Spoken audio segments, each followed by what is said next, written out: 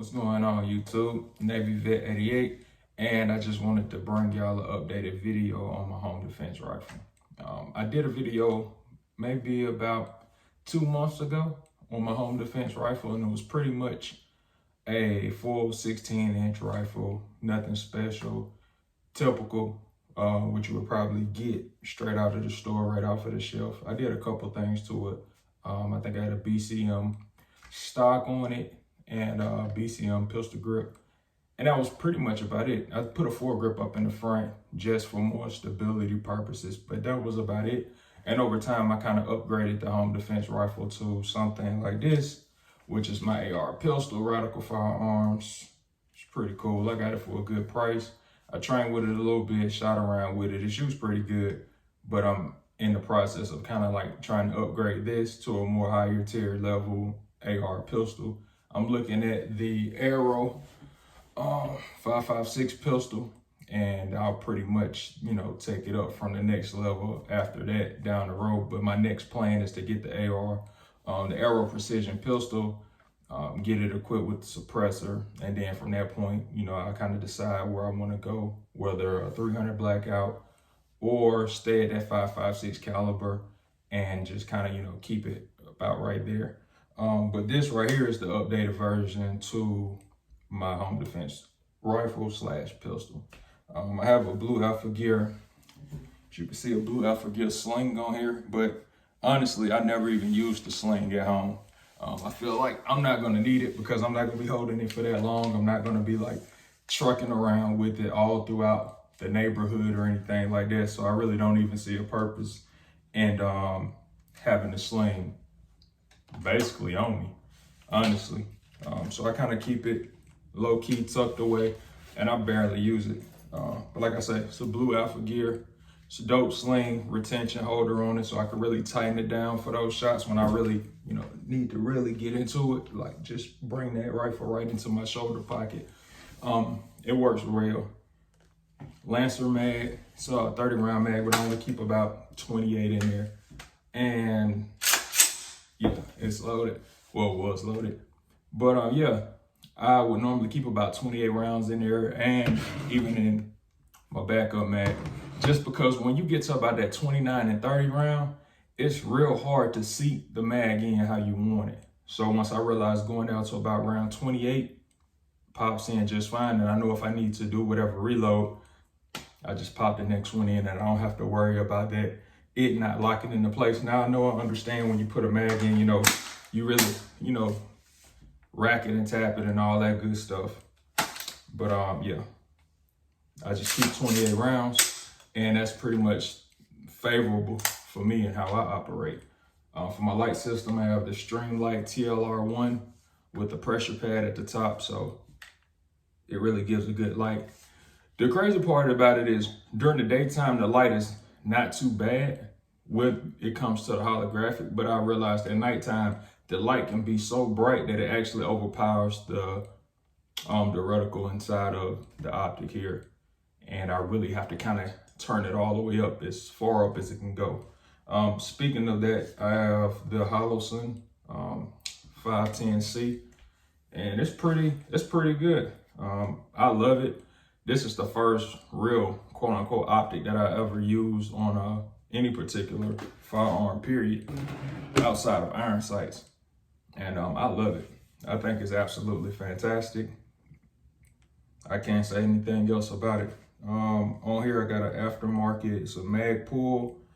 I think it's the MOEK2. So it was like, a fairly newer one. And if you can see that grip on there, it's fantastic. Really gets around the hand, like really, really good.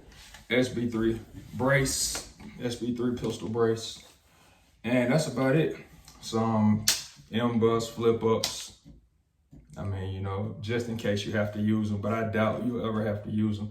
Like I said, having this optic on with a light is pretty much all you need for a home defense setup. That's just my opinion. Do I need the backup? No, because I'm not going nowhere.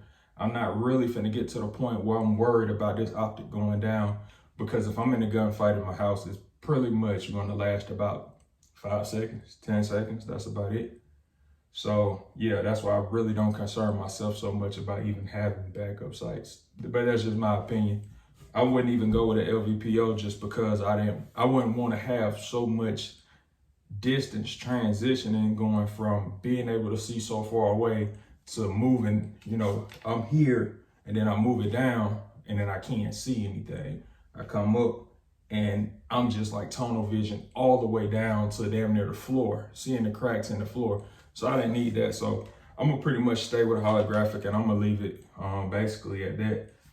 I had a Magpul foregrip piece at the bottom just to get a good tuck and purchase with my hands, because they're pretty large, so I can pretty much wrap it around the whole thing. So I just kind of use it to kind of offset a little bit, give me some space, and it helps with the pressure pad in case I need to press that or just leave it for the on position or the off position. So yeah, that's pretty much it. That's my home defense rifle setup, pistol setup. And if I don't go with this, which is pretty much, I'm not even gonna lie to you, this isn't even my like go-to. I would say this would be the secondary, just because of maneuverability, going around corners, aiming down the hallway, aiming down the stairs. I feel like the distance is so close, and I feel that I'm a better shooter with my pistol at closer distances than with this. I mean, this is accurate, don't get me wrong, because this is pretty much go hit everywhere I need it to hit every time. But I just feel like my pistol is just a better option when it comes to the home defense setup, which is why I go with my Glock 17 Gen 5 TLR1 light on it, 17 rounds plus one, orange follower, so you really know when you ran out of ammo. But I love this gun. Like I had told you all in one of my earlier videos, this particular pistol here was going to be my end-all be-all pistol when it came to covering every area of life that pretty much that I needed for, whether it's home defense, whether it's concealed carry, whether it's a SHTF, gym bag gun. I mean, it does it all. Like I said, I really can't think of any other reason to have another pistol besides this one. But that's for my body frame. As you can tell, I'm not small at all, so I could pretty much conceal carry this and could be comfortable with it, and it wouldn't look awkward on my body type. Now, if I had something like a FNX, big 45 5-inch barrel, but it's so bulky at the slide that maybe, that might give off more of a print issue for me, which I don't really even mind printing, because I'll carry in a white t-shirt like this, and I know people can see that I have a firearm on me, but you can't see it enough unless you actually really pay attention to me.